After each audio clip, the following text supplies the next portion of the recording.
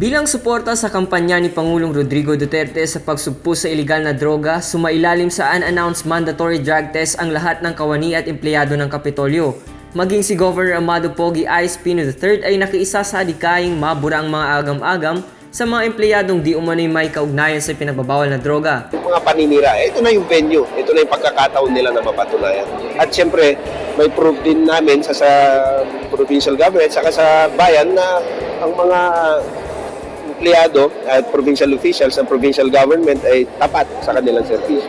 Dagdag ni Dr. Ana de Guzman, Provincial Health Officer, layunin din umano ni Governor Pogi na panatilihin ang ibinibigay na tiwala ng mga Pangasinense sa pamahalang panlalawigan. Gusto niya pong magtiwala ang mga kababayan po natin sa Pangasinan na ang mga nag-aaruga at nag-aasikaso sa kanila ng kanila pong mga transactions o pangangailangan sa probinsya ay sila po ay malusog at sila po ay drug-free at sila po ay nakakapagserbi po ng dekalidad at mapagkakatiwalaan.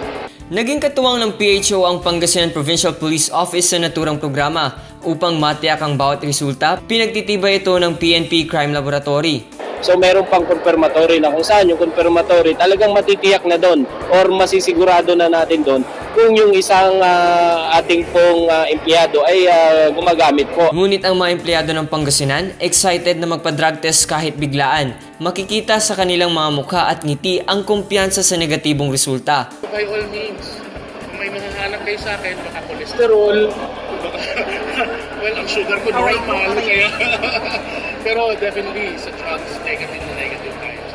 Ilan ka ba? Excited nga eh.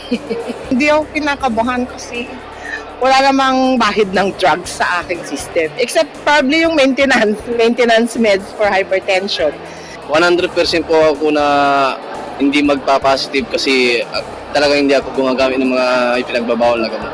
Confident naman tayo and para makapagsilbi tayo sa ating mga kadistrito sa 5th District ng Pangasinan, kailangan sa sarili ipakita natin na tayo ay halimbawa sa kanila. Sa loob ng 2 araw nakapagtala ang PHO ng 2,219 employees na nagpa-drug test at ang lahat ay negatibo sa ipinagbabawal na droga.